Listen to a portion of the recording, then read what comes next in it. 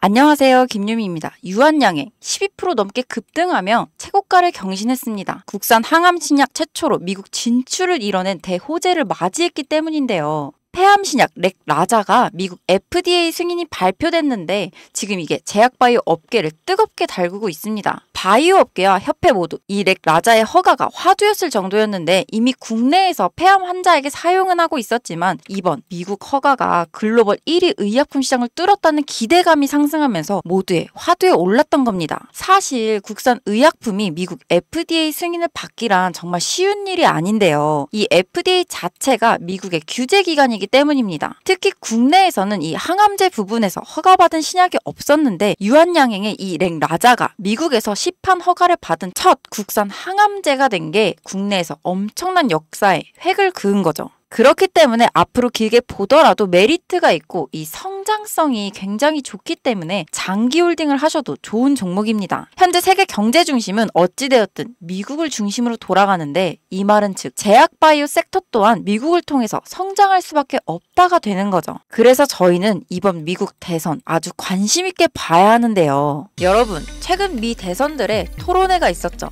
저는 이 토론회를 통해 우리가 2024년도에 집중해야 할 테마를 알아낼 수가 있었습니다. 먼저 미국의 현재 상황부터 알고 계셔야 하는데요. 미국은 현재 의약품의 80% 이상을 수입에 의존하고 있습니다. 왜? 모든 면에서 강대국인 미국이 의약품 하나 생산하지 못해서 수입에 의존을 하고 있을까요? 이유는 바로 대형 제약사들이 자신만의 이익만 생각하고 돈이 되는 약만 개발하고 생산하기 때문입니다. 그러니까 더 쉽게 말씀드리면 감기약, 두통약 등등 우리가 손쉽게 구할 수 있고 복용할 수 있는 약, 일명 제네릭 의약품은 돈이 되지 않으니 개발하거나 생산하지 않겠다는 게 미국 제약회사들의 기업 방향성이라고 할 수 있습니다. 이러한 미국 제약회사의 행보로 인해 미국과 인도, 이 두 나라에서 제조한 의약품을 수입할 수밖에 없는 상황인 건데요. 그리고 이러한 상황에서 문제가 발생된 겁니다. 바로 공화당과 민주당, 이 두 곳 모두 중국을 싫어한다입니다. 현재 중국을 끊어내기 위해 두 후보 모두 대선 공약에 중국 수입, 수출에 대한 관세를 올린다 강조하고 있고, 아시다시피 미중 무역전쟁, 과거부터 지금까지 계속 진행 중이죠.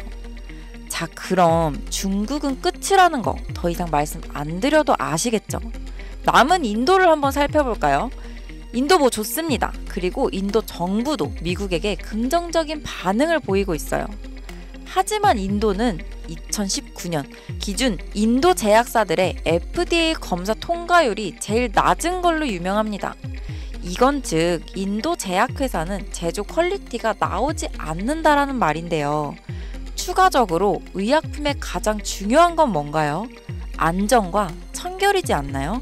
근데 인도는 2022년 미국 FDA 실사단이 인도의 제약 공장을 조사하던 중 쓰레기통에서 아세트산에 젖은 문서와 구석, 비밀봉지에 파쇄된 상태로 있던 약물 테스트 데이터 문서를 발견하기도 했고, 인도 제약 공장 임원들이 데이터를 조작하고 은폐하려던 흔적도 발견되기도 했었죠.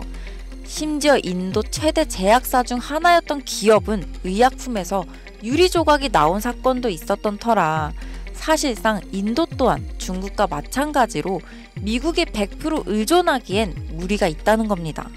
현재 미국에서는 자국민 3명 중 1명꼴로 미국의 의료 실태에 대해 불만을 표출하고 있으며 이 불만에 관한 내용은 주로 치료비와 약값입니다.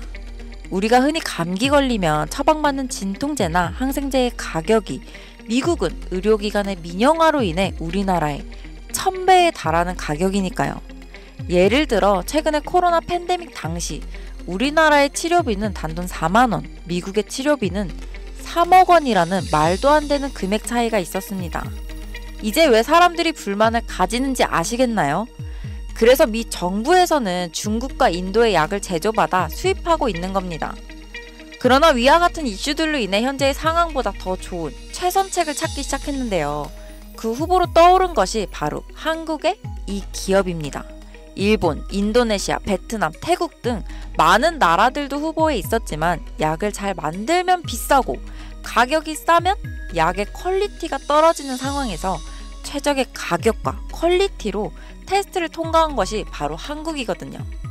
표면적 이유로는 미국에서는 FDA 진행 시 여러 나라를 후보로 올리겠지만 결과는 사실상 이미 정해져 있는 거나 다름없습니다. 어떻게 확신할 수 있느냐라고 하실 수 있는데 제가 지금부터 보여드릴 자료가 바로 이와 관련된 자료이며 미 정부의 공식 FDA 웹사이트 내에 있는 자료로 여러분도 원하시면 얼마든지 보실 수 있습니다. 지금 같이 보시면요. 약물시설 현재 등록 사이트는 미국에서 유통되거나 미국으로 수입을 위해 제공되는 약물을 제도, 준비, 전파, 합성 또는 처리하는 현재 등록된 시설을 게시하는 사이트입니다라고 여기 정확하게 적혀있죠. 여기 보이시죠? 약품 제조소, 연간 등록 현황 다운로드 파일, 여기를 누르시면 파일이 하나 다운받아지는데요. 이렇게 파일을 열면 10,000개가 넘는 기업이 FDA에 등록되어 있습니다. 근데 여기서 딱 5곳에 한국 기업이 등록되어 있는 상황인데요. 이곳들 중 현재 제네릭의 약품을 생산 중이며 자체적인 생산 공장을 보유하고 있는 곳, 그리고 미국인들이 가장 쉽게 걸리는 질병에 관련된 치료제를 생산하는 곳은 단 1개의 기업뿐입니다. 그리고 이 기업이 바로 현재 미국 식약처의 테스트에 통과하고 FDA 발표가 나지는 않았지만 이미 등록되어 있는 바로 제가 말씀드린 그 기업이죠. 이 기업의 가치가 얼마나 올라갈지는 여러분께 따로 설명드리지 않겠습니다. 다만 미국에 수입되는 80% 의약품 중 반 이상의 지분을 보유하고 있으며 이에 따른 매출액 증가는 말로 설명할 수 없을 정도라는 것은 여러분들도 아시겠죠? 그래서 이 기업에 대한 정보를 이제 확신하셔야 되는데 이제 제 영상을 자주 보셨던 분들이라면 다들 잘 아실 거예요. 최근 저는 사칭하거나 혹은 불법 리딩방을 통해서 이 사기 피해 사례가 발생하고 있기 때문에 임시 조치를 해뒀습니다. 사실 이 기업 이름과 기업에 대한 정보는 지금 보이시는 이 비공개 영상에 미리 모두 촬영을 해두었는데요. 이 영상은 우리 구독자분들인지 확인된 분에 한해서 링크를 통해 공개된 영상으로 만나보실 수 있습니다. 이 링크를 받으시는 방법은 지금 보이시는 제 개인 번호 010-5748-5152로 유미라고 문자 남겨주시면 순차적으로 해당 종목의 정보와 종목명 모두 다 알려드리겠습니다. 현재 미국 FDA에 등록되어 있는 상태인데 정말 언제 발표될지 모르는 내용이라서 사실상 시간 싸움이죠. 이거 발표되기 전에 미리 자리를 잡아둬야 수익을 낼 수 있는 부분이고 여러분들이 조금 빠르게 움직이셔서 꼭 수익을 내셨으면 좋겠습니다. 여러분, 아무것도 하지 않으면 아무 일도 일어나지 않습니다.